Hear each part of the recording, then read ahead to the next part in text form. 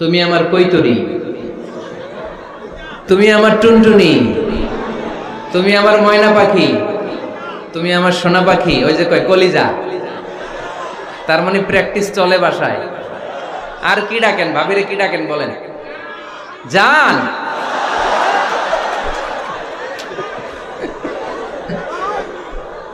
জান ডাকেন। আর ভাবি কি ডাকে আপনাদেরকে? বাবু। কি ডাকে? বাবু ডাকে। আর কি ডাকে? হ্যাঁ, বেবি। পোলাপান কত দুষ্ট দেখছেন, বেবি ডাকে নাকি? স্বামী স্ত্রীর মধ্যে এই সোহাগপূর্ণ, এই ভালোবাসাপূর্ণ এই ডাকাডাকিতে কোনো গুনাহ নাই, আছে সওয়াব। এগুলো দাম্পত্য জীবনকে সুখময় করে, ঠিক কি না? 20 বছর হয়ে গেছে এদের সংসার, একদিনও মুখ ফুটে বলতে পারে নাই তোমারে ভালোবাসি। পারছেন? হ্যাঁ, কে কে পারছেন? দেখে হাত তুলে। হাত অর্ধেক তুলে আবার নামায়, ভেজাল আছে, ঠিক কি না? ভালোবাসি বলছিলেন? কারে বলছিলেন? ভাবিকে না গার্লফ্রেন্ডকে? হ্যাঁ, স্ত্রীকে বলবেন, নিজের স্ত্রীকে বলবেন আই লাভ ইউ। কি বলবেন? প্রথমে স্বামীর দায়িত্ব শুনবো। দাম্পত্য জীবনে স্বামীকে আল্লাহ তাআলা কি দায়িত্ব দিয়েছে, তারপর স্ত্রীকে আল্লাহ তাআলা কি দায়িত্ব দিয়েছে, এবং দুইজনের আবার কালেকটিভ সম্মিলিত কিছু দায়িত্ব আছে, এগুলো আমরা শুনবো। শুনতে রাজি আছেন তো? কষ্ট হচ্ছে আপনাদের? আচ্ছা, এই বাম দিকটা আমাকে কষ্ট দিয়েই যাচ্ছে, খালি আওয়াজ, কথা। একটু থামছে আবার শুরু। কেন? আমার দিকে তাকান। আরেকজনকে থামতে বলছে কি আপনারা? এই থামো থামো, এগুলো বলেন কেন? আপনি থামেন, তাই তো হয়ে গেল। হ্যাঁ, আবার আমার সাথে কথা বলেন, আপনি চুপ। তো প্রথমে আমরা সম্মিলিত দায়িত্বের কথা শুনবো। সম্মিলিতভাবে আল্লাহ স্বামী স্ত্রী দুইজনকেই কিছু দায়িত্ব দিয়েছে, যে দায়িত্বটা দুইজনের উপরই বর্তায়। এরপরে শুনবো স্বামীকে আল্লাহ কিছু দায়িত্ব দিয়েছে, এটা শুনবো। এরপরে স্ত্রীকে কিছু দায়িত্ব দিয়েছে। আল্লাহর কসম, এই দায়িত্বগুলো যদি স্বামী স্ত্রী সম্মিলিতভাবে পালন করে, এক একটা ঘরকে আল্লাহ জান্নাতি পরিবার বানায় দিবে, সুখী সমৃদ্ধ জান্নাতি দম্পতি বানায় দিবে। এরকম দাম্পত্য জীবন, সুখময় দাম্পত্য জীবন আমাদের হোক। আমরা চাই কি চাই না? চাই। তাহলে আমরা প্রথমে আলাদা আলাদা দায়িত্ব শোনার আগে সম্মিলিত বা কালেকটিভ রেসপন্সিবিলিটি কি আছে, এই সম্মিলিত দায়িত্বগুলো শুনবো। স্বামী স্ত্রীর দুইজনের কাঁধেই বর্তায় এরকম প্রথম দায়িত্ব হচ্ছে স্যাক্রিফাইস। দাম্পত্য জীবনের আসল খেলাটা হচ্ছে স্যাক্রিফাইসের খেলা। কিসের খেলা? স্যাক্রিফাইস। এটা লাগবে। আমার বোনেরা, অথবা যুবতী বোনেরা, অথবা রিসেন্টলি বিয়ে হয়েছে এরকম বোনেরা, আজকে তো এক ভাই এসে দোয়া চাইলো, হুজুর 3 দিন আগে বিয়ে হয়েছে আমার, একটু দোয়া করে দেন। তারপর যুবক ছেলেরা, তোমরা যারা বিয়ে করনি, করবা, খেয়াল করে শোনো, এগুলো কাজে লাগবে। স্যাক্রিফাইসটা খুব জরুরি। স্যাক্রিফাইস ইজ দ্য কি of a successful happy couple life. একটা সুখী দাম্পত্য জীবনের আসল চাবি হচ্ছে স্যাক্রিফাইস। আওয়াজ করে বলতে হবে, চাবিটার নাম কি? স্যাক্রিফাইস করতে হবে। একটু মানিয়ে নেয়া, একে অপরকে বোঝা, একটু ভালোবাসা, একটু মানিয়ে চলা, এটার নাম হচ্ছে স্যাক্রিফাইস। একে অপরকে বোঝার চেষ্টা করা, একটু মানিয়ে চলার চেষ্টা করা, একটু ভালো লাগা, একটু ভালোবাসা, সুখ দুঃখ ভাগাভাগি করে মিলেমিশে একাকার হয়ে যাওয়া, এটার নামই দাম্পত্য জীবন, ঠিক কি না? হ্যাঁ, এটার নামই দাম্পত্য জীবন। মিলেমিশে একাকার হয়ে যেতে হবে, স্যাক্রিফাইসের মানসিকতা অর্জন করতে হবে। একে অপরের দোষ ধরলে চলবে না, কারণ no one is perfect in this life. আপনি যে আপনার বউয়ের দোষ ধরতেছেন, আপনার দোষ নাই? কথা বলেন না কেন? আপনারও দোষ আছে না নাই? তো লিস্ট দুই ভাবে করা যায়, একটা হচ্ছে দোষের লিস্ট, আর একটা হচ্ছে গুণের লিস্ট। দোষের লিস্ট বাদ দিয়ে দেন। আপনার স্ত্রীর মধ্যে আল্লাহ তাআলা কি কি গুণ দিয়েছে, এই গুণগুলোর লিস্ট করুন, দোষের লিস্ট নয়। দাম্পত্য জীবনটাই এমন, কখনো ঝগড়া, কখনো হাসাহাসি, কখনো মেঘ, কখনো বৃষ্টি, আছে না নাই? হয় না এরকম? Ups and downs. মাঝে মাঝে একটু ঝগড়া, মাঝে মাঝে আবার ভালোবাসা, আবার খুনসুটি, এগুলো মিলেমিশে একাকার করে স্যাক্রিফাইস দিয়ে একে অপরকে জয় করে নিতে হয়। কারণ no one is perfect in this world. এই পৃথিবীতে কেউই পারফেক্ট না। আপনি আপনার বউয়ের দোষ খুঁজলে আপনারও দোষ আছে না নাই? কেউ দোষমুক্ত নয়। এজন্য দোষ না খুঁজে আমরা স্যাক্রিফাইস করব। দাম্পত্য জীবনের এটাকে সুখী সমৃদ্ধ করার 1 নাম্বার চাবিকাঠি হচ্ছে স্যাক্রিফাইস। এইদিকে কয়েকটা হচ্ছে, এগুলো টান দেন, বসান বসান বসান বসান। এই যে লাল গেঞ্জি এটারে বসান, পিছনে সবুজ গেঞ্জি বসান, টাইনা বসান না, আমি বলছি বসান, টান দেন ওরে ধরে, টানেন সবাই মিলে, টান দেন ওরে, হ্যাঁ বসান, হ্যাঁ ধাক্কা মারেন, সাবাস, হ্যাঁ ঠিক আছে। এই বসাইতে পারে না, লাল গেঞ্জি চলে যাইতেছে, ওরে ধরো, এই ঠিক আছে, বসছে ও, ঠিক আছে বসছে, ফাইন, আমার দিকে তাকান, বসে গেছে। কষ্ট পাইতেছেন আপনারা? হুজুর শেষ করে দেই তাইলে, হ্যাঁ শুনবেন তো? ওঠা বসা কেন? সময় দিয়েছিলাম ওই সময় যান না কেন? পুরো বাংলাদেশটা এরকম ক্যাওস, কেউ নিয়ম মানতে চায় না, যেতে বলছি যায় না, এরপর কথা শুরু করছে, এখন ওঠা শুরু করছে। তো শৃঙ্খলা আপনি কোথায় কাজে লাগাবেন? এটা কোরআনের মাহফিল, এখানে নীতির কথা শোনানো হয়, তো এখানে যা চলবে সব নীতি মেনেই চালাতে হবে, ঠিক কিনা? অনিয়ম করতে পারবেন না আপনি। আর এখানে তো ওনারা স্বাধীনতা ঘোষণা করছে, আলাদা হয়ে যাবে এরা, আপনারা স্বাধীন হয়ে যান, হয়েছে? এদিকে তাকান। তাহলে সুখী দাম্পত্য জীবনের 1 নাম্বার চাবির নাম কি? স্যাক্রিফাইস। চিল্লায় বলতে হবে, সেটা কি? তাহলে হাজব্যান্ড ওয়াইফ দুইজনই স্যাক্রিফাইস করবে। এই যে ভাই, আল্লাহর দোহাই লাগে, আল্লাহর দোহাই, এই দৌলতপুরের ব্যাপারে খুব খারাপ একটা ইমপ্রেশন নিয়ে আমি যাব আপনাদের কারণে। আপনারাই আপনাদের দৌলতপুরের বদনামের জন্য যথেষ্ট। আরেকজনের বসানোর দরকার নেই, নিজেই বসেন, কাউরে ইঙ্গিত করার দরকার নাই, কোথাও লাইট মারার দরকার নাই, লাইট বন্ধ করে নিজেই বসে যান, বসেন।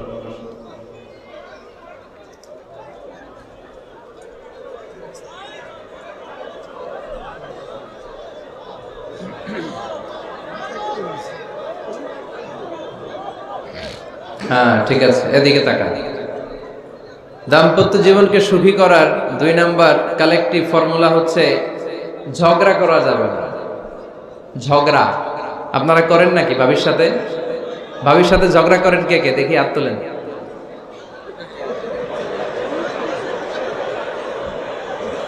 এদিকে সব আল্লাহর ওলি, এরা ঝগড়া টগড়া করে না। আপনি করেন? এই সাহসী সন্তান আছে কিছু, মাশাআল্লাহ, ঠিক আছে, বেশি করেন না আবার। হ্যাঁ ঠিক আছে, ঠিক আছে, তোমরাও করো, বুঝছি, আপনারাও করেন, ওকে। না, ঝগড়া করা যাবে না। একজন ঝগড়া শুরু করলে আরেকজন চুপ থাকতে হবে।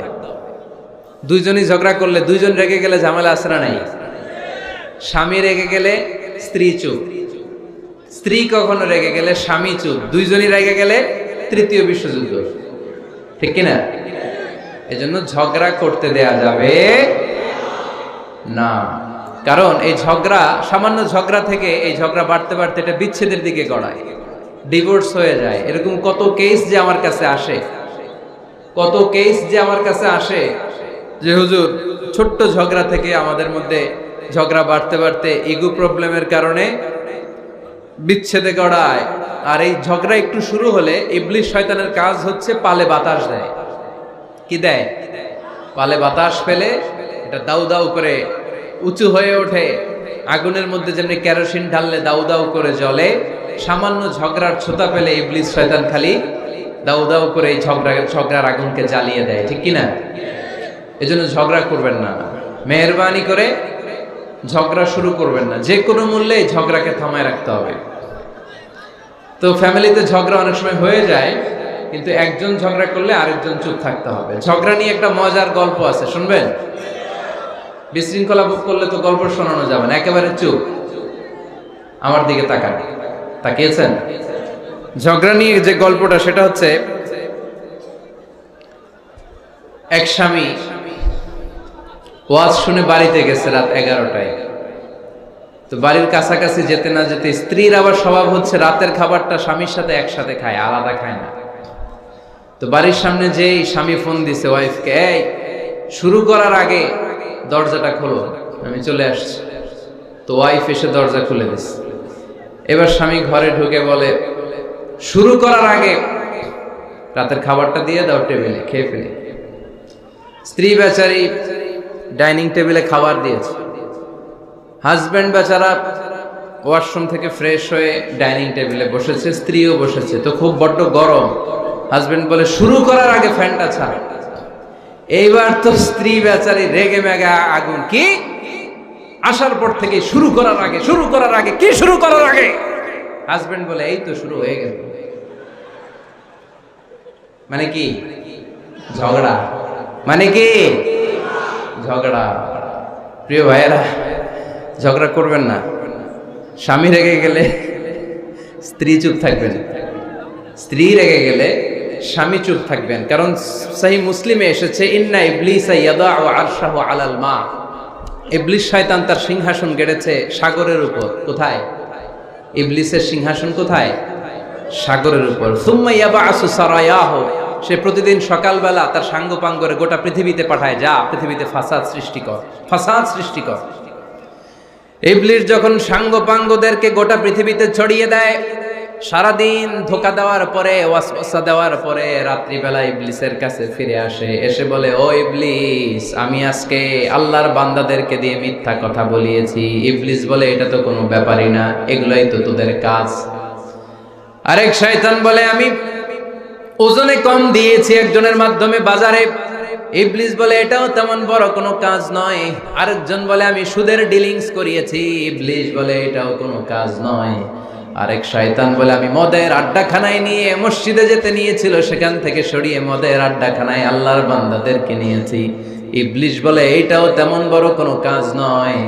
আরেক শয়তান এসে বলে, মা তারাকতুহু হাত্তা ফাররাকতু বাইনাহু ওয়া বাইনা ইমরাআতিহি, আমি এক আল্লাহর বান্দার সাথে বান্দির ঝগড়া লাগিয়ে, ঝগড়া করাতে করাতে তালাক পর্যন্ত নিয়ে গিয়েছি। মা তারাকতুহু হাত্তা ফাররাকতু বাইনাহু ওয়া বাইনা ইমরাআতিহি, আমি এক ইমানদার পরিবারকে ধ্বংসের শেষ প্রান্তে নিয়ে গিয়েছি। সামান্য ঝগড়ার পরে আমি ওয়াসওয়াসা দিতে দিতে ঝগড়া বাড়াতে বাড়াতে তালাক পর্যন্ত নিয়েছি। ইবলিস বলে, শাবাশ, তুই তো কাজের মতো কাজ করেছিস, আমার কাছে আয়, আমার কাঁধে ওঠ। ইবলিস তখন ওই শয়তানকে কাঁধে নিয়ে নাচতে শুরু করে। নাউজুবিল্লাহ পড়বেন না? এজন্য ইমানদারদের সংসার ভেঙে খান খান হোক, এটা হলে ইবলিস খুশি, আর ইমানদারের পরিবার টিকে থাকলে আমার আল্লাহ খুশি। আমরা কার খুশি চাই? এজন্য শয়তানরে খুশি হতে দেয়া যাবে না। ইমানদারদের পরিবারগুলো ঝগড়ার মাধ্যমে ভেঙে যাক, সব সময় শয়তানের মিশন এটা। আর ইমানদারদের পরিবারগুলো টিকে থাক, এটা আমার আল্লাহ সব সময় চায়। সুবহানাল্লাহ পড়েন। এজন্য দৌলতপুরের ভাইরা, ঝগড়া করবেন না। ঝগড়া কিন্তু নবী রাসূলদের পরিবারেও ছিল, আল্লাহ রাসূল সাল্লাল্লাহু আলাইহি ওয়াসাল্লামের পরিবারেও ঝগড়া ছিল। এটা স্বাভাবিক, দাম্পত্য জীবনের খুব সিম্পল ইস্যু। একজন রাগ করলে আরেকজন থেমে যাবেন। পারবেন? কি হলো, পারবেন না? আল্লাহর হাবিব সাল্লাল্লাহু আলাইহি ওয়াসাল্লামের সাথে আম্মা জান আয়েশার ঝগড়া হতো। মজার একটা হাদিস শুনেন, সহিহ বুখারীর হাদিস, মুসনাদে আহমদ ইবনে হাম্বলও এসেছে এই হাদিসটা। আম্মা জান আয়েশার সাথে ঝগড়ার পর আম্মা জান আয়েশাও রাগ, আল্লাহ রাসূল সাল্লাল্লাহু আলাইহি ওয়াসাল্লামও রাগ। এখন রাগ মিটানোর দরকার আছে না নাই? আল্লাহ রাসূল সাল্লাল্লাহু আলাইহি ওয়াসাল্লাম বললেন, আয়েশা চলো মিটমাট করে ফেলি। সুবহানাল্লাহ কইবেন না? চলো মিটমাট করি। তো কারে ডাকবো মিটমাটার জন্য? ওমর রে ডাকি। আম্মা জান আয়েশা বলে, না, ওমর গলিফ, ওমর খুব মেজাজওয়ালা, আমার ডর লাগে। তোমার আব্বারে ডাকি। আব্বারে ডাকেন। আব্বারে ডাকেন। খুশি হয়ে গেছেন আম্মা জান আয়েশা রাদিয়াল্লাহু। আবু বকর রাদিয়াল্লাহু চলে আসলেন, দাঁড়ালেন। এবার বিষ্ণু সাল্লাল্লাহু আলাইহি ওয়াসাল্লাম বললেন, তাতাকাল্লিমিন আও আতাকাল্লাম, কি ঘটছে আমাদের মাঝে, তুমি বলবা না আমি বলবো? আম্মা জান আয়েশা বললেন, তাতাকাল্লামু আনতা ওয়ালা তাকুল ইল্লা হাক্কান, আপনিই বলেন, তবে সত্য ছাড়া মিথ্যা বলেন না। আবু বকর রাদিয়াল্লাহু তাআলা আনহু শুনে রেগে গেলেন, কি এ কেমন কথা তোমার? নবীকে উদ্দেশ্য করে তুমি বলছো সত্য ছাড়া মিথ্যা বলবেন না, নবী কখনো মিথ্যা বলবে নাকি? রেগে মেয়ের গায়ে মেরেছে এক চোর খেয়ে আম্মা জান আয়েশা উল্টে পড়ে গেলেন। সাইয়েদনা আবু বকর রাদিয়াল্লাহু তাআলা আনহু রেগে গড়গড় করতে লাগলেন, আবার মারার জন্য উদ্যত হলেন। আম্মা জান আয়েশা রাদিয়াল্লাহু তাআলা আনহু বাঁচার জন্য এবার বিশ্বনবীর পিছনে যে আশ্রয় নিলেন। সুবহানাল্লাহ পড়বেন না? বিশ্বনবী সাইয়েদনা আবু বকরের সামনে দুই হাত মেলে ভেবে দাঁড়িয়ে গেলেন। আল্লাহর হাবিব যখন আম্মা জান আয়েশাকে বাঁচানোর জন্য দুই হাত উঁচু করে দাঁড়িয়ে গেলেন, সাইয়েদনা আবু বকর থেমে গেলেন। সাইয়েদনা আবু বকর এই পরিস্থিতি দেখে ঘর থেকে বের হয়ে ঘরের বাইরে দাঁড়ালেন। এবার আল্লাহর রাসূল সাল্লাল্লাহু আলাইহি ওয়াসাল্লাম আম্মা জান আয়েশাকে তুললেন, বললেন, ইয়া আয়েশা কাইফা রাআইতিনি আনকাসতুকি মিনার রাজুল, দেখলা নাকি কেমন করে আমি তোমার বাবার হাত থেকে তোমারে বাঁচালাম। আজকে আমি যদি সামনে দাঁড়িয়ে না বাঁচাতাম, তোমার বাবা তোমারে একেবারে মেরেই ফেলতো। সুবহানাল্লাহ পড়ে। দেখছো আয়েশা, আমি বাঁচাইলাম তোমারে, আমার সাথে ঝগড়া করো, আমি বাঁচাইলাম। এই কথা শুনে আম্মা জান আয়েশা রাদিয়াল্লাহু তাআলা লজ্জায় পড়ে হেসে দিলেন। সুবহানাল্লাহ পড়বেন না? এত আস্তে সুবহানাল্লাহ। লজ্জায় হেসে দিলেন। বিশ্বনবী সাল্লাল্লাহু আলাইহি ওয়াসাল্লাম এবার হেসে দিলেন। দুইজনের হাসাহাসি শুনে বাইরে থেকে আবু বকর রাদিয়াল্লাহু তাআলা আনহু হাসির আওয়াজ শুনে অবাক, কি রে এতক্ষণ যুদ্ধ, এখন আবার হাসি কেন? হাসে দেখার জন্য সাইয়েদনা আবু বকর রাদিয়াল্লাহু তাআলা আনহু ঘরের ভেতরে ঢুকলেন। ঢুকে দেখেন আম্মা জান আয়েশাও হাসে, বিশ্বনবীও হাসে, সাইয়েদনা আবু বকর হেসে দিলেন। আরশের উপর থেকে খুশি হয়ে গেলেন কে? এবার সাইয়েদনা আবু বকর বলেন, ইয়া রাসূলুল্লাহ, ইয়া হাবিবাল্লাহ, আশরিকানি ফি সিলমিকুমা কামা আশরাকতুমানি ফি হারবিকুমা। নবী গো, আপনাদের দুইজনের মধ্যে যুদ্ধ লাগলে যেমনি মিটমাট করার জন্য আপনি আমারে ডাকেন, আপনাদের এই আনন্দ ঘন মুহূর্তগুলোতে শরীক হওয়ার জন্য মাঝে মাঝে আমারে ডাইকে।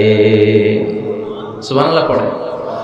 আপনাদের মধ্যে যুদ্ধ লাগলে সন্ধি করার জন্য যেমনি আমারে ডাকেন, আপনারা যখন আনন্দ ঘন পরিবেশ এরকম খুনসুটি করেন, হাসাহাসিতে মেতে ওঠেন, তখন একটু আমারে রাখেন। সুবহানাল্লাহ পড়বেন না?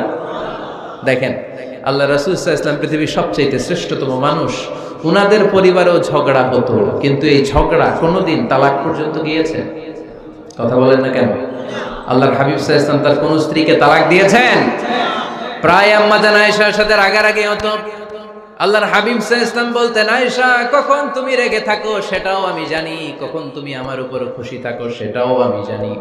ইয়া আয়েশা ইন্নী লা আ'লামু ইযা কুনতি আন্নী রাদিয়া ওয়া ইযা কুনতি আলাইয়া গাদবা। আয়েশা কখন রেগে থাকো তাও বুঝি, কখন খুশি থাকো তাও বুঝি। আম্মা জান আয়েশা বললেন, ইয়া রাসূলুল্লাহ কেমনে বোঝেন? বিশ্বনবী বললেন, তোমার দোয়ার বাক্যগুলো শুনো বুঝি। যখন তুমি আমার উপরে খুশি থাকো তখন দোয়ার সময় তুমি এভাবে বলো, রব্বি মুহাম্মদ, ও মুহাম্মদের রব, আপনি আমাদের সব গুনাহ মাফ করে দেন। আর যখন তুমি আমার উপর রেগে থাকো তখন তুমি মুনাজাতের সময় বলো, রব্বি ইব্রাহিম, ইব্রাহিমের রব, আপনি আমাদেরকে ক্ষমা করে দেন। তার মানে যখন তুমি রেগে থাকো তখন দোয়ার সময় আমার নামটা মুখে নিতে চাও না। সুবহানাল্লাহ পড়েন। তখন তুমি দোয়ার সময় অন্য নবীর নাম নাও। আম্মা জান আয়েশা বললেন, ইয়া রাসূলুল্লাহ মা আহাজুরু ইল্লা ইসমাক, আমি তো শুধু নামটাই সরাই, আমার মুখ থেকে কেবল আপনার নামটাই সরায় রাখি, আমার হৃদয় থেকে কখনো আপনারে সরাতে পারি না। আমার হৃদয় জুড়ে আপনি, মা আহাজুরু ইল্লা ইসমাক, নবী হে, আমি শুধু দোয়ার সময় রাগের মাথায় আপনার নামটা বাদ দেই, হৃদয় থেকে তো আপনারে বাদ দিতে পারি না। সুবহানাল্লাহ বলবেন না? তার মানে নবীদের ফ্যামিলি তো ঝগড়া এগুলো হতো, কিন্তু এটা তালাক পর্যন্ত গড়াতো না, ঠিক কিনা? তাহলে এখন থেকে আমাদের এই স্লোগান নিতে হবে যে ঝগড়া করলেও আমরা ডিভোর্সের দিকে যাব না। পারা যাবে? আর একজন রেগে গেলে আরেকজনকে চুপ থাকতে হবে। ভাবি রেগে গেলে আপনি চুপ, পারবেন? পারবেন না? ইনশাআল্লাহ। এই যারা বিয়ে করে না এরা ইনশাআল্লাহ, আর বাকিরা চুপচাপ আওয়াজ করে। তাহলে প্রথমে ঝগড়া করা যাবে না। 3 নাম্বার, দাম্পত্য জীবনের কোনো গোপন কথা অন্যের কাছে শেয়ার করা যাবে না। হাদিসে এসেছে, এটাকে বলা হয়েছে আ'যামুল আমানা, এটা সবচেয়ে বড় আমানত। যারা দাম্পত্য জীবনের একান্ত বিষয় কারোর সাথে শেয়ার করে তারা সবচেয়ে বড় কবিরা গুনাহ করে। আশারুন নাস বলেছেন বিশ্বনবী এদেরকে, সবচেয়ে নিকৃষ্ট মানুষ। ইয়াউমাল কিয়ামাতি মানজিলাতান, আল্লাহর কাছে কিয়ামতের দিন সবচাইতে নিকৃষ্ট হয়ে দাঁড়াবে ওই দম্পতি, ওই নারী কিংবা ওই পুরুষ, তুফদি ইলা যাওজিহি ওয়া ইউফদি ইলা যাওজিহা সুম্মা ইউনশিরু সিররাহা। তারা একান্ত সময়ে ফিজিক্যাল ইন্টিমেসিতে যা করে এটা পরে মানুষের কাছে বলে বেড়ায়, এরকম আছে না নাই? খবরদার, এটা বড় কবিরা গুনাহ।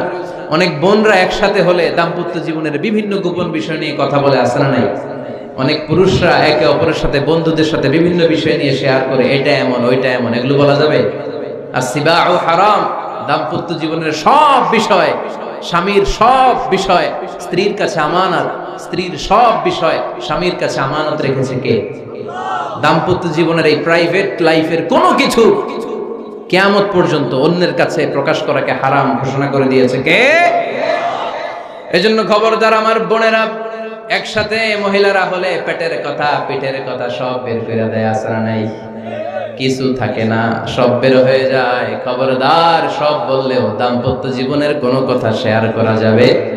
আমার ভাইয়েরা খবরদার, আপনাদের দাম্পত্য জীবনের কোনো কথা আপনার বন্ধুর সাথে শেয়ার করতে পারবেন না। এগুলো ফ্যামিলি শান্তি নষ্ট করে, দাম্পত্য জীবনের সুখকে নষ্ট করে। তাহলে 3 নাম্বার, প্রাইভেসি বজায় রাখবেন, এটা দুজনেরই দায়িত্ব। 4 নাম্বার, অহেতুক সন্দেহ পরিহার করুন। অনেক স্ত্রী আছে হাজবেন্ডের খালি সন্দেহ করে, এই ওদিকে তাকাইলা কেন, ওই মেয়ের দিকে তাকাইলা কেন, মোবাইল দেখি, মোবাইল দাও, ফেসবুকের পাসওয়ার্ড দাও, ঢুকে দেখি মেসেঞ্জারে কার সাথে চ্যাট করছে, এই অফিসের ফাইল দেখি, এই এটা দেখি, এই তোমার ইনবক্স চেক করবো, এদিকে দাও। আছে না নাই? এই সন্দেহ ঘরটারে জাহান্নামের টুকরা বানিয়ে ছেড়েছে। অহেতুক সন্দেহ করবেন না। আবার ভাইরা ভাবিদেরকে অহেতুক সন্দেহ করবেন, এই ওদিকে গেলা কেন, ওদিকে তাকাইলা কেন, এটা করলা কেন, ওইটা করলা কেন, দেখি তোমার মোবাইল, তোমার মোবাইলের গ্যালারি দেখি, লক করে রাখছো কেন, লক খোলো। আছে না নাই? অহেতুক সন্দেহ ফ্যামিলিটারে জাহান্নামের টুকরা বানিয়ে দেয়। হ্যাঁ, ভ্যালিড কোনো অপরাধ যদি স্বামী করে ফেলে, ভ্যালিড কোনো অপরাধ যদি স্ত্রী করে ফেলে, পরকীয়ার কোনো বিষয় যদি প্রমাণিত হয়, বসেন, কনসাল্ট করেন, একে অপরের সাথে কথা বলেন, জিজ্ঞেস করেন। কিন্তু অহেতুক, আমি অনেক ফ্যামিলি এরকম দেখেছি, আমার কিছু বন্ধুকেও আমি দেখেছি যে এদের অবস্থা খুব খারাপ, খালি সন্দেহ করে। আছে না নাই?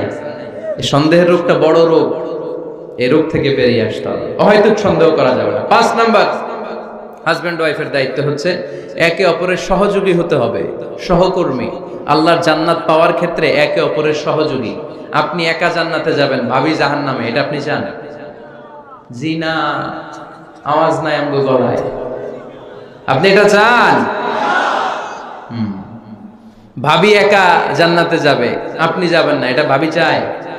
চায় না। তাহলে গেলে একসাথেই যান না, একসাথেই যান, একসাথেই যাবেন, আলাদা না। এজন্য আল্লাহর আনুগত্যে, আল্লাহর ইবাদতে, দাম্পত্য জীবনে একে অপরের সহযোগী হতে হবে। স্বামী ভুল করলে স্ত্রী সুন্দর করে শুধরে দিবে, স্ত্রী ভুল করলে স্বামী শুধরে দিবে।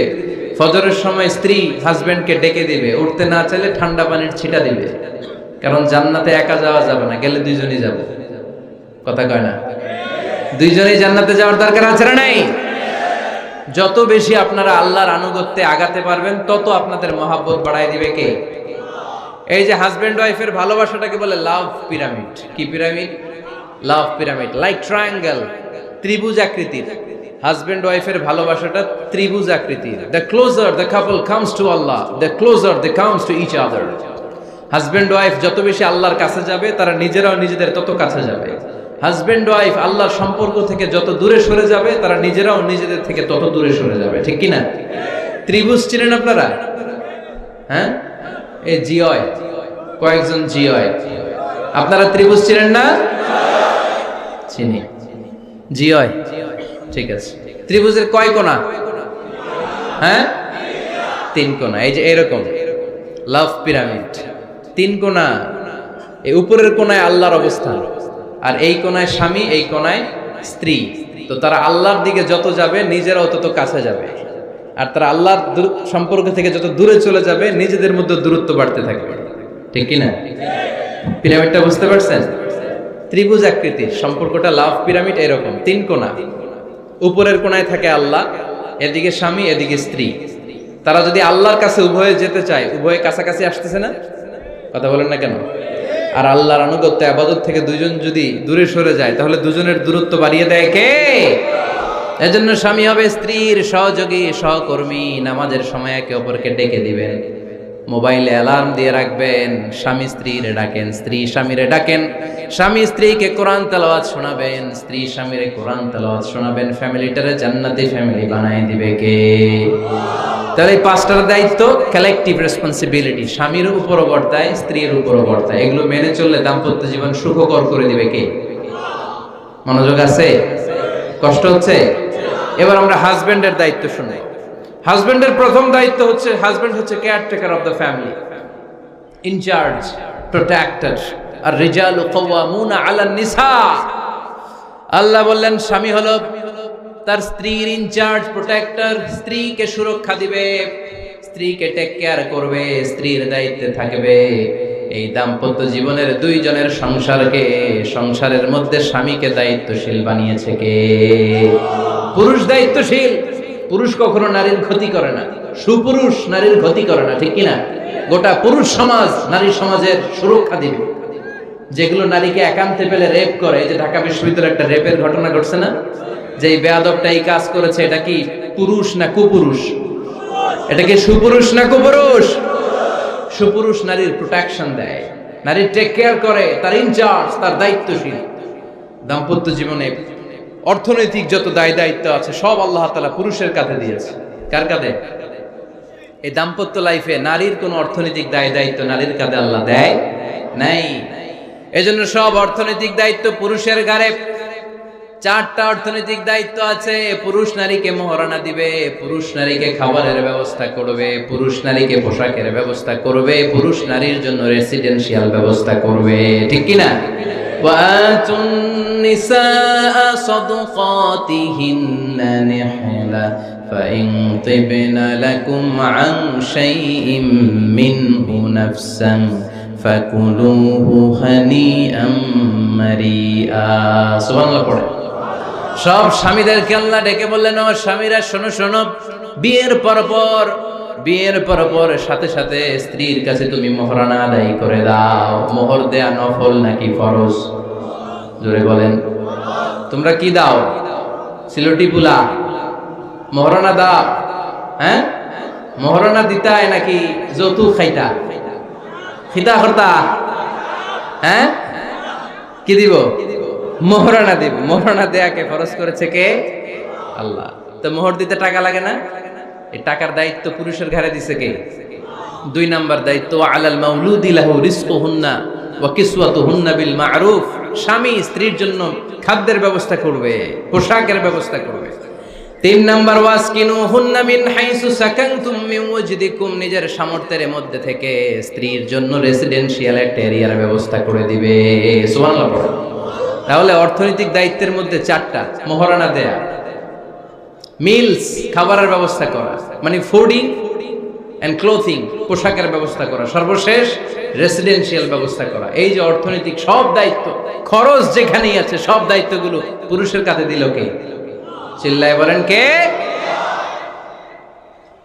খরচের সবকিছু আল্লাহ তাআলা পুরুষের কাঁধে দিয়েছে। এটা হচ্ছে পুরুষের ফিনান্সিয়াল দায়িত্ব। এবার দাম্পত্য জীবনে পুরুষের নন ফিনান্সিয়াল কিছু দায়িত্ব আল্লাহ তাআলা দিয়েছেন, এগুলো আমরা শুনব।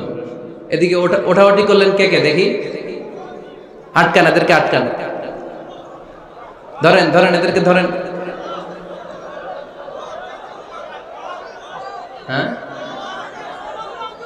কি হয়েছে? শেষ করে দিব তো? খিতা হইতা? হ্যাঁ, জোরে মাতো। চলবে চলবে? হ্যাঁ, তাকবীর পড়েন তো দেখি, যারা চলবে বলতেছেন লিল্লাহি তাকবীর।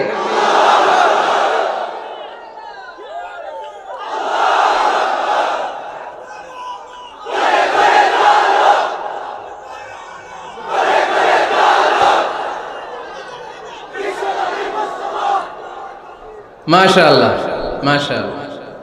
এবার দাম্পত্য জীবনে নন ফিনান্সিয়াল পুরুষের যে দায়িত্ব আছে সেটা আমরা শুনবো। 1 নাম্বার দায়িত্ব হচ্ছে স্বামীর উচিত স্ত্রীর সাথে ভালো আচরণ করা। ভালো আচরণ করেন তো আপনারা? জি হয়। এই শুধু উনি করে, বাকিরা খিতা কর্তা, মারামারি কর্তা নেই, খিতা কর্তা। হ্যাঁ, সালাম দিবেন, স্ত্রীকে কি দিবেন? আল্লাহ বললেন, ওয়া আশিরুহুন্না বিল মা'রুফ। স্ত্রীর সাথে কোমল ভাষায়, ভালো শব্দে, ভালো বাক্যে ভালো কথা বলো।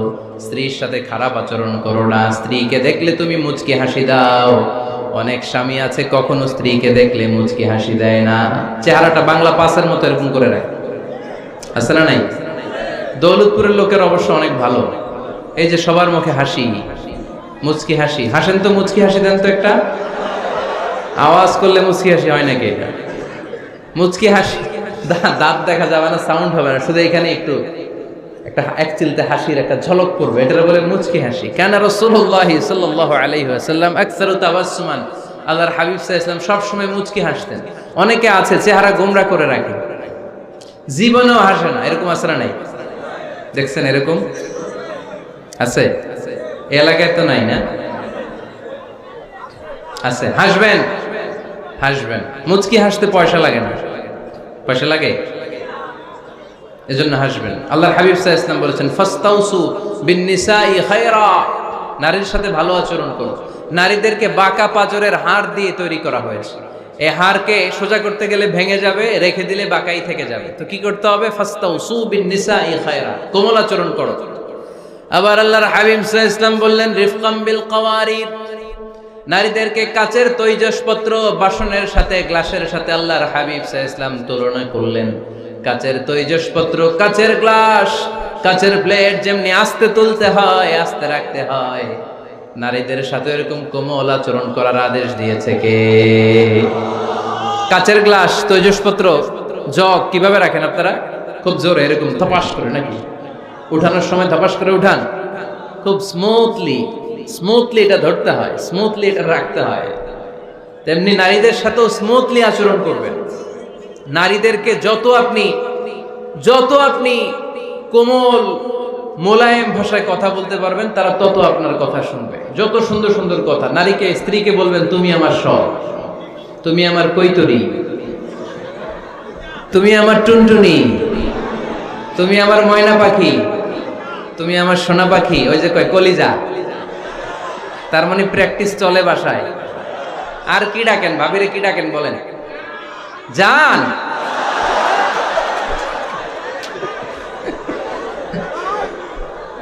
জান ডাকেন। আর ভাবি কি ডাকে আপনাদেরকে? বাবু। কি ডাকে? বাবু ডাকে। আর কি ডাকে? হ্যাঁ, বেবি। পোলাপান কত দুষ্ট দেখছেন, বেবি ডাকে নাকি? স্বামী স্ত্রীর মধ্যে এই সোহাগপূর্ণ, এই ভালোবাসাপূর্ণ এই ডাকাডাকিতে কোনো গুনাহ নাই, আছে সওয়াব। এগুলো দাম্পত্য জীবনকে সুখময় করে, ঠিক কি না? তাহলে স্ত্রীদের সাথে কোমল আচরণ করতে হবে, 1 নাম্বার দায়িত্ব। 2 নাম্বার দায়িত্ব, স্ত্রীর সেক্সুয়াল ডিজায়ারকে ফুলফিল করতে হবে। সেনসিটিভ, যেগুলো ব্যাখ্যা করে বোঝানো কঠিন। আপনারা বুঝবেন যারা ম্যাচিউরড, মোর দেন 18 ইয়ার্স, যারা 18 প্লাস যাদের বয়স, সেক্সুয়াল ডিজায়ার ফুলফিল করা হাদিসে এসেছে, এটা স্বামীর দায়িত্ব। ফিজিক্যাল ইন্টিমেসির সময় নিজের ডিজায়ার ফুলফিল হলেই কুইট না করা, সময় দেয়া, এটা আবশ্যক। এই বিষয়েও প্রত্যেক স্বামীর খেয়াল রাখা দরকার। সংক্ষেপে শেষ করে দিলাম। 3 নাম্বার, স্ত্রীর ব্যক্তিগত বৈধ কাজে স্বাধীনতা দিতে হবে স্বামীর। অনেক স্বামী এই ছোট্ট বিষয় নিয়ে মারামারি লাগায় ফেলে ঘরে। স্ত্রীর ব্যক্তিগত বৈধ যে চয়েস, এটাতে আপনি স্বাধীনতা দিবেন। স্ত্রীর মনে চায় রান্না বান্না শিখতে, আপনি বললেন তুমি কম্পিউটার শিখো, কিলাকিলি আছে না নাই? স্ত্রীর মনে চায় কাঁথা সেলাই শিখতে, নকশি কাঁথা, আপনি বললেন না তুমি ল্যাঙ্গুয়েজ শিখো, ঝামেলা আছে না নাই? না, আপনি একটা ইন্ডিভিজুয়াল, আপনার স্ত্রী আর একটা ইন্ডিভিজুয়াল, প্রত্যেকের আলাদা ব্যক্তিগত রুচি, চাহিদা, মতামতের গুরুত্ব আছে না নাই? এজন্য প্রত্যেক স্বামীর উচিত স্ত্রীর বৈধ ব্যক্তিগত যে কাজ, অবৈধগুলা না। আবার স্ত্রী বলল যে জি বাংলা দেখবো, তুমি একটা টিভি নিয়ে আসো, আনা যাবে? কথা বলেন। স্ত্রী বলল চলো পহেলা বৈশাখে আমরা নাচানাচি করব, তুমি আর আমি মিলে, এটা মানা যাবে না। স্ত্রীর ব্যক্তিগত বৈধ কাজের স্বাধীনতা দেয়া। আম্মা জান আয়েশা রাদিয়াল্লাহু তাআলা আনহা বলেন, ওয়া কানা লি সাওয়াহিবু ইয়ালআবনা মাই, বুখারীর বর্ণনা। আমি যখন আল্লাহর হাবিব সাল্লাল্লাহু আলাইহি ওয়াসাল্লামের বাড়িতে বউ হয়ে আসলাম, আমার কিছু খেলার সাথী ছিল। আমি কাপড় দিয়ে পুতুল বানাতাম আর ঘোড়া বানাতাম, এগুলো দিয়ে খেলতাম। আমার সাথীরা আসলে রাসূল সাল্লাল্লাহু আলাইহি ওয়াসাল্লাম ঘরের পর্দা নামিয়ে দিয়ে আমার জন্য ঘরটা ছেড়ে দিত। সুবহানাল্লাহ কইতে পারলেন না? আল্লাহর হাবিব সাল্লাল্লাহু আলাইহি ওয়াসাল্লাম কখনো বলতেন না আয়েশা তোমার বান্ধবীরা যেন ঘরে না আসে, কখনো বলতেন না আয়েশা আমি নবী মানুষ, তুমি নবীর বউ, তুমি কেন পুতুল দিয়ে খেলো, তুমি যেন কাপড় দিয়ে পুতুল বানাও, কেন ঘোড়া বানাও, এগুলো বন্ধ করো। কোনদিন বিশ্বনবী আম্মা জান আয়েশা রাদিয়াল্লাহু তাআলা আনহার পুতুল খেলায় বাধা দেন নাই, সাথীদের সাথে খেলাধুলায় কখনো বাধা দেন নাই। সুবহানাল্লাহ পড়েন। ছোট্ট মেয়েদের জন্য কাপড়ের পুতুল দিয়ে খেলাধুলা করা এটা জায়েজ, কারণ ছোট্ট মেয়েরা দেখবেন পুতুল বানায়, এটারে দুধ খাওয়ায়, এটার জন্য রান্না করে, এটার গোসল করায়। এটাকে ছোট্ট মেয়েদের জন্য এই পুতুল খেলা জায়েজ রাখা হয়েছে এজন্য, কারণ তারাই কিছুদিন হবে এই প্রজন্মের মা। তাদের সন্তানদেরকে কেমন করে লালন পালন করবে তার একটা প্র্যাকটিস খেলার ছলেই ছোটবেলায় হয়ে যায়। সুবহানাল্লাহ পড়েন। এজন্য 3 নাম্বার দায়িত্ব স্ত্রীর ব্যক্তিগত হালাল যে কাজগুলো আছে তার ব্যক্তিগত এই ভালো কাজগুলোতে আপনার স্বাধীনতা দিতে হবে, বাধা দেয়া যাবে না। 4 নাম্বার দায়িত্ব স্ত্রীর প্রশংসা করবেন। কি করবেন? প্রশংসা। আমরা খালি দোষ খুঁজি, তোমার রান্না ভালো না, তোমার চেহারা ভালো না, তোমার বাপ ভালো না, তোর মা ভালো না, তোর 14 গোষ্ঠী খারাপ, আছে না নাই? তো এই বেডি আপনার ভালোবাসবে? এই বেডি তো আজীবন আপনার বদনাম করবে, ঠিক কি না? কোনোদিন তারে আপনি প্রশংসা করলেন না, প্রশংসা করবেন। স্ত্রীর চেহারার প্রশংসা করেন, যে তুমি সুন্দর, তুমি সুন্দরী, এরকম বলেন, খুশি হবে না? হ্যাঁ, তুমি সুন্দর তাই চেয়ে থাকি, সে কি মোর অপরাধ? কোনো অপরাধ নাই, ইচ্ছা মতো গাইতে থাকেন স্ত্রীর শানে গান, সব আসারা নাই। তবে শুধু স্ত্রীকে শোনানো যাবে, ভাবিরে শোনানো যাবে, শালীরে শোনানো যাবে, পাশের বাড়ির কাউরে শোনানো যাবে? দেখেন ইসলাম কত চেক এন্ড ব্যালেন্স। স্ত্রীকে আপনি গান শোনান, কোনো গুনাহ নাই, আছে শুধু সওয়াব। তাহলে 4 নম্বর পয়েন্ট হচ্ছে এপ্রিসিয়েশন। সারাদিন এই মহিলাটা ফজরের পর থেকে উঠে ঘর গুছায়, মশারিগুলো খোলে, বিছানা পরিষ্কার করে, বাচ্চাদেরকে ক্লিন করে, স্কুলের টিফিন রেডি করে দেয়, বাচ্চাদেরকে স্কুলে যেতে দেয়, আপনার জন্য খাবার রেডি করে, কাপড় ধোয়, ঘরের সবাইকে দেখভাল করে। একদিনও আপনি তার এপ্রিসিয়েশন করলেন না। এরকম ডাকাইত স্বামী আছে না নাই? দৌলতপুরে নাই, এখানে সব ভালো। এপ্রিসিয়েট করবেন। আমরা ভুলে যাই, একটা থ্যাঙ্কস দিতে ভুলে যাই, একটা জাযাকিল্লাহ, আল্লাহ তোমাকে জাযা দেখ, এটাও বলি না। বউ তুমি অনেক কষ্ট করেছো, তুমি অনেক দিক সামলাও, আমি আর কয়টা সামলাই, তুমিই তো দেখো, একদিনও বলে না, আছে না নাই? তার রান্নার প্রশংসা করবেন, তার কাজের প্রশংসা করবেন, তার চেহারার প্রশংসা করবেন। এদিকে তাকান, বলবেন তুমি সুন্দরী, তুমি অনন্যা, তুমি সুস্নিগ্ধা, তুমি প্রিয়ংবদা, তুমি সুহাসিনী, তুমি সুকেশিনী, তুমি সুভাষিনী, তুমি অসূর্যম পোষ্যা, মেঘ কালো কেশ, কাজল কালো চুল, হরিণের মতো ডাগর ডাগর দুটি তোমার চোখ। আহা হা, যে পোলাপান খুশি হয়ে গেছে। আহা হা, ওরা মুখস্থ রাখতেছে, বলবে এগুলা, বিয়ে করে নাই কিন্তু এখন। তো জায়গা মতো বলবা, গার্লফ্রেন্ডে বলো না আবার। কাকে বলবা? স্ত্রীকে। কাকে? স্ত্রীকে। পারা যাবে না একটু এপ্রিসিয়েশন দেওয়া যাবে না ওনাদেরকে? একটু প্রশংসা করবেন। প্রশংসা পেলে নারীরা বড্ড খুশি হয়। যদি আপনি বলেন যে তোমার রান্নাটা আজকে অসাধারণ হয়েছে, দেখবেন আরেক বাটি আইনা দিতেছে, খাইতে পারতেছে না, এরপর পাতে তুলে দেয়, আরেকটু খাও, আরে খাও না, আছে না নাই? ওই যে প্রশংসা করছেন, খুশি হয়ে গেছে তো। আপনি 10,000 টাকার বান্ডিল দিয়ে আপনার বউকে যত খুশি করতে না পারবেন, রান্না মজা হয়েছে এইটা বলে আপনি অনেক বেশি খুশি করতে পারবেন। আল্লাহর হাবিব সাল্লাল্লাহু আলাইহি ওয়াসাল্লাম কখনো স্ত্রীদের রান্নার বদনাম করে নাই। সুবহানাল্লাহ পড়বেন না? আওয়াজ করে পড়েন সুবহানাল্লাহ।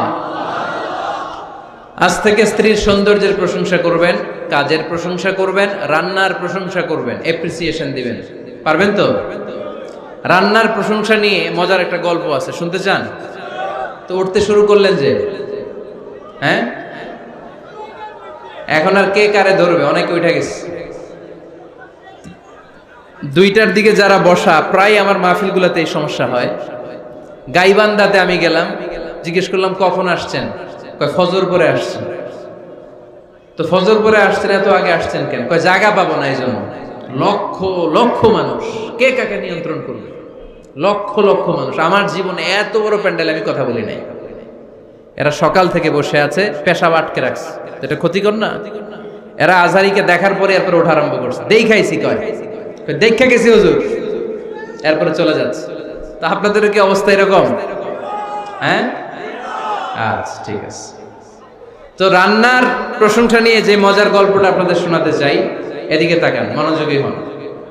আমার ওয়াজ শুনে এক লোক মনে মনে নিয়ত করছে যে আইরে, জীবনে তো রান্নার প্রশংসা করলাম না, আজকে রান্নার প্রশংসা করব। তো মাহফিল শেষে বাসায় গেছে, স্ত্রী তাকে খাবার দিয়েছে, স্বামী খাবার খায় আর মিটি মিটি হাসে। স্ত্রী বলে, এই মাহফিল শুনে আসছো, রাত বাজে 12টা, খাচ্ছ ভালো কথা, হাসো কেন? তো স্বামী বলে, হাসি এর কারণ হচ্ছে তোমার রান্নাটা আজকে এত মজা হয়েছে না জীবনে, আজকে বাড়ায় বাড়ায় করতেছি তো, জীবনে এত মজার রান্না খাই নাই। রান্না মজা হয়েছে শুই না স্ত্রী তো রেগে গেছে, কি গত 10 বছর ধরে তোমারে রান্না করে খাওয়াই, একদিনও রান্নার প্রশংসা করলা না, আর আজকে পাশের ঘরের ভাবি একটু গরুর গোশতের তরকারি পাঠাইছিল বাটিতে করে, পাশের ঘরের ভাবি একটু আমাদের বাড়িতে তরকারি পাঠাইছিল, তো ওই তরকারি দিয়েই তোমাকে খাবার দিছি, আজকে রান্না টান্না আমি করি নাই। তো ওই বেটির রান্না তোমার এত ভাল লাগছে, এই 10 বছরে একদিনও কইলা না, আজকে এটা কইলা, খাও খাও, তোমার মজার খাওয়া, আর রান্ধুম না। তো প্রশংসা করলে বুঝে শুনে করবেন, একটু এনশিওর হবেন যে রান্নাটা করছিল কে, তা না হইলে কিন্তু ঘরে চুলায় আগুন জ্বলবে না, টানার রোজা রাখা লাগবে, ঠিক কিনা? তো 4 নাম্বার গেল এপ্রিসিয়েশন, একটু এপ্রিসিয়েশন দিবেন। আল্লাহর হাবিব সব সময় স্ত্রীদের প্রশংসা করতেন। সেই বুখারীর বর্ণনা, আল্লাহর হাবিব বলেন, ইন্না ফাদলা আয়েশা আলান নিসা কাফাদলি সারিদ আলা সাইরিত তাআম। আরব ভূখণ্ডের মধ্যে সব খাবারের উপরে সারিদ খাবার যেমনি সেরা, দুনিয়ার সব নারীদের মধ্যে আমার আয়েশা তেমনি সেরা। সারিদ একটা খাবার আছে। আমি যখন মিশরে পড়তাম আল আজহার ইউনিভার্সিটিতে, আমাদের ইউনিভার্সিটিতে সরকারের পক্ষ থেকে সরকারিভাবে খাবার দেয়া হতো। আমাদের খাবারের খরচ বহন করতেন ওমানের সুলতান কবুস। এই গত 3-4 দিন আগে ইন্তেকাল করেছেন, নাম শুনছেন আপনারা? প্রায় 40 বছরেরও বেশি মনে হয়, 45 বছর বা 50 বছরের লম্বা সময় উনি ওমানের প্রেসিডেন্ট ছিলেন। উনি আমাদের খাবারের খরচটা বহন করতেন। কিছুদিন আগে ইন্তেকাল করেছেন। আমরা ওনার জন্য দোয়া করি, আল্লাহ তাআলা এই সুলতান কাবুসের জীবনের গুনাহগুলো মাফ করে দিক, ওনার সমস্ত খেদমত আল্লাহ কবুল করে নিক। তো আমাদের আল আজহার ইউনিভার্সিটির হোস্টেলে ঈদের দিন একটা খাবার দিত, এটার নাম ছিল সারিদ। রুটি আর গোশত এগুলোকে ম্যাশড করে একটা স্তর বানাতো, এটা কেটে কেটে আমাদেরকে দিত, এটাকে বলে সারিদ। আরব দেশে সবচেয়ে দামি খাবার। আমাদের দেশে যেমনি পোলাও, হ্যাঁ, গরুর রেজালা, রোস্ট, এগুলো খুব উন্নত খাবার ধরা হয়, বিয়েতে সার্ভ করা হয়।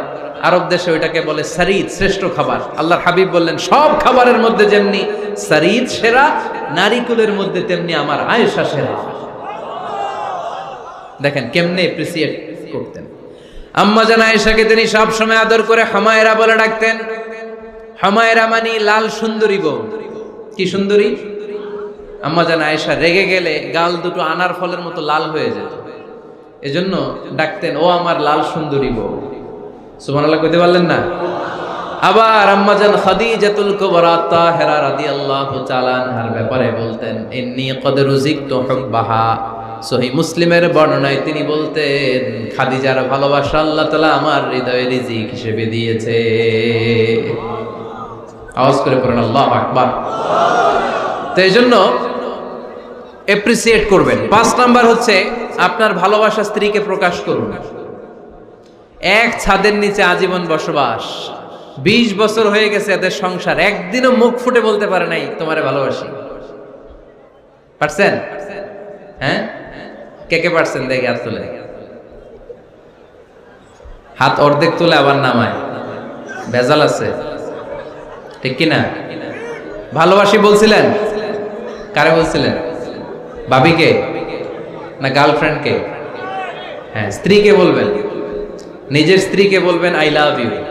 কি বলবেন? কথা বুঝে না বোধহয়। কি বলবেন? সবাই বলেন, কি বলবেন? মুরব্বী একজনও কয় না, কয় এতদিন কইছি না, অহনো কম না। বলবেন, ভালোবাসা প্রকাশ করবেন। স্ত্রীরা এটা খুব চায়, স্বামীর পক্ষ থেকে এই খুনসুটিগুলো খুব পছন্দ করে। আপনি আজকে যে বলেন, দেখবেন ফ্যামিলির সুখ বাড়তে শুরু করছে। সুনানে তিরমিজির বর্ণনা দেখেন, বিশ্বনবী যে আই লাভ ইউ বলতো, তার দলিল শুনেন। সাহাবারা জিজ্ঞেস করলেন, ইয়া রাসূলুল্লাহ, মান আহাব্বুন নাস ইলাইক, ও নবী, কারে সবচেয়ে বেশি ভালোবাসেন? Who do you love the most? নবী, কাকে সবচেয়ে বেশি লাভ করেন আপনি? সাহাবারা প্রশ্ন করলেন, ইয়া রাসূলুল্লাহ, কাকে লাভ করেন বেশি? আল্লাহর হাবিব সাল্লাল্লাহু আলাইহি ওয়াসাল্লাম বললেন, আয়েশা। আয়েশা রে, সুবহানাল্লাহ কইবেন না?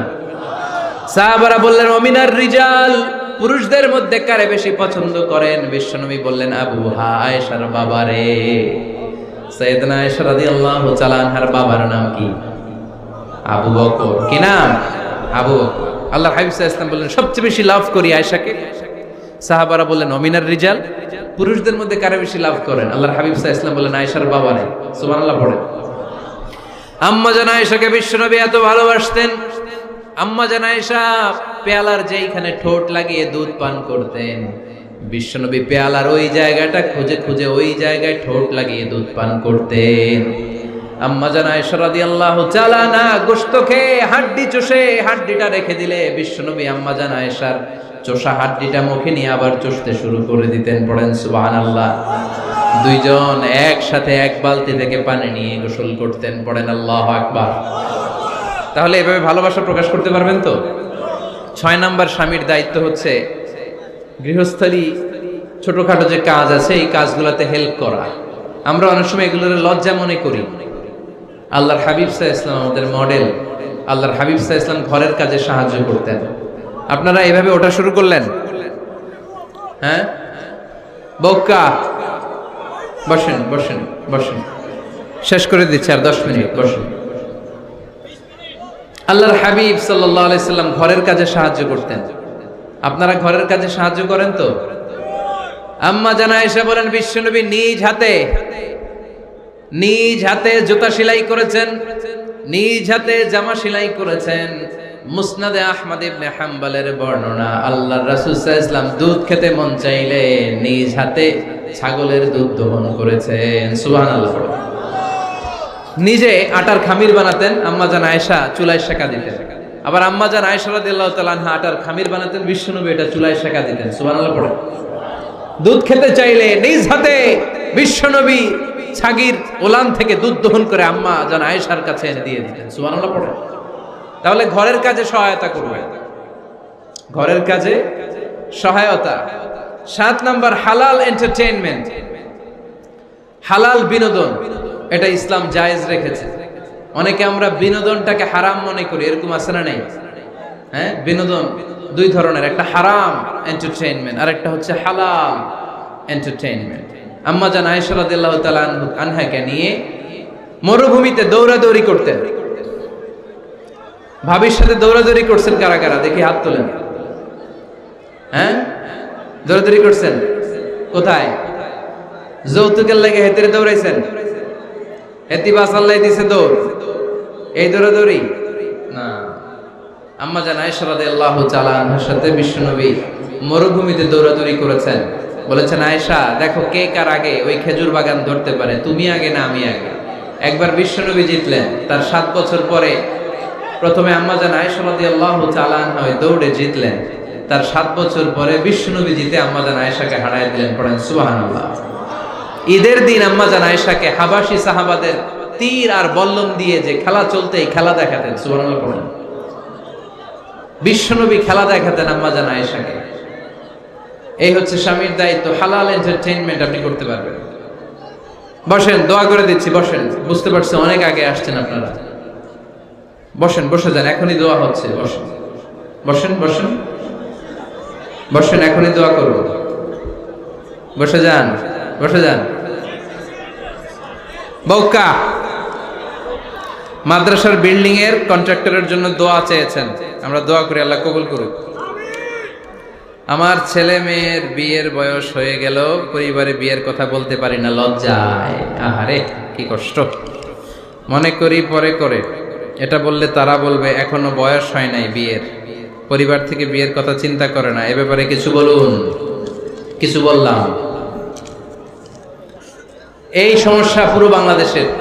ছেলে মেয়েদেরকে সময় মতো বিয়ে দেয় না। ইউটিউবে এই নিয়ে আমার কথাবার্তা পাবেন, শুনে নিয়ে। ছেলের বাবা মেয়ের বাবাদেরকে বলি, ছেলে মেয়েরা উপযুক্ত হলে বিয়ে দিয়ে দেন। বিয়ে না দিলে যৌবনের তাড়নায় যত পাপ করবে, এই পাপগুলো মা বাবার কাঁধেও আছড়া নাই। আচ্ছা, 8 নাম্বার স্বামীর দায়িত্ব হচ্ছে, স্বামীর দায়িত্ব বলেই এখন দোয়া। স্ত্রীর মতামতের গুরুত্ব দিবেন। অনেক স্বামী আছে বাজার করতে গেলে নিজের যেটা মন চায় ওইটাই কিনে, আছড়া নাই। নিজে গরু খাবে, খাসি খাবে, খালি ওইটাই কিনে। আপনার বউ হয়তো পছন্দ করে আচার, পছন্দ করে জলপাই, আমড়া, এগুলো আনে না, আছড়া নাই। খোঁজ খবর নেবেন। অনেকে ফ্ল্যাট কিনতে মনে চায়, হুট করে কিনে ফেলে না। ভাবিরে জিজ্ঞেস করবেন কোন দিকে কিনলে ভালো হয়, ওয়াশরুমটা কোন দিকে দিতে হবে, কিচেনটা কোন দিকে দিলে সুবিধা, জানালাগুলো কোথায় দিলে সুবিধা, এগুলো সব ডিসাইড করে নেবেন। এই কারণেই দাম্পত্য জীবনে সুখ নাই। 9 নাম্বার, একসাথে সময় কাটাবেন। 6 মাসের বেশি কোনো লোক তার স্ত্রীর অনুমতি ছাড়া বাইরে যে প্রবাস জীবন কাটাতে পারবে না। এদেশের অনেক লোক প্রবাসে সময় কাটায়। 6 মাসের বেশি স্ত্রীকে রেখে দিয়ে কোনো হাজব্যান্ড বিদেশে থাকতে পারবে না। সিলেটিরা লন্ডনে থাকে, 6 মাস পরেই আসতে হবে, ঠিক কিনা? সর্বশেষ কথা হচ্ছে, স্ত্রীর জন্য দোয়া করবেন। স্বামীর পক্ষ থেকে স্ত্রীর জন্য দোয়া, এটার গুরুত্ব আছে না নাই? বিশ্বনবী তার স্ত্রীর জন্য দোয়া করতেন। স্ত্রীর জন্য দোয়া করবেন, রব্বানা হাব লানা মিন আজওয়াজিনা ওয়া যুররিয়াতিনা কুররাতা আ'য়ুন ওয়াজআলনা লিল মুত্তাকিনা ইমামা। ও আল্লাহ, আমার স্ত্রীদেরকে, আমার সন্তানদেরকে আমার চক্ষু শীতলকারী বানিয়ে দেন। পড়েন আমিন। আল্লাহ আমার স্ত্রীকে এমন বানান, স্ত্রীকে দেখলেই যেন আমার হৃদয়টা প্রশান্ত হয়, আমার চোখ যেন জুড়িয়ে যায়। এই 10টা দায়িত্ব স্বামীর সুখী দাম্পত্য জীবনের জন্য। স্ত্রীর দায়িত্ব আজকে বলার সুযোগ হলো না। অন্য কোথাও, অন্য কোনো মাহফিলে এই বিষয় নিয়ে আলোচনা করব যে একটা সুখী দাম্পত্য জীবনের জন্য স্ত্রীকে আল্লাহ কি দায়িত্ব দিয়েছে।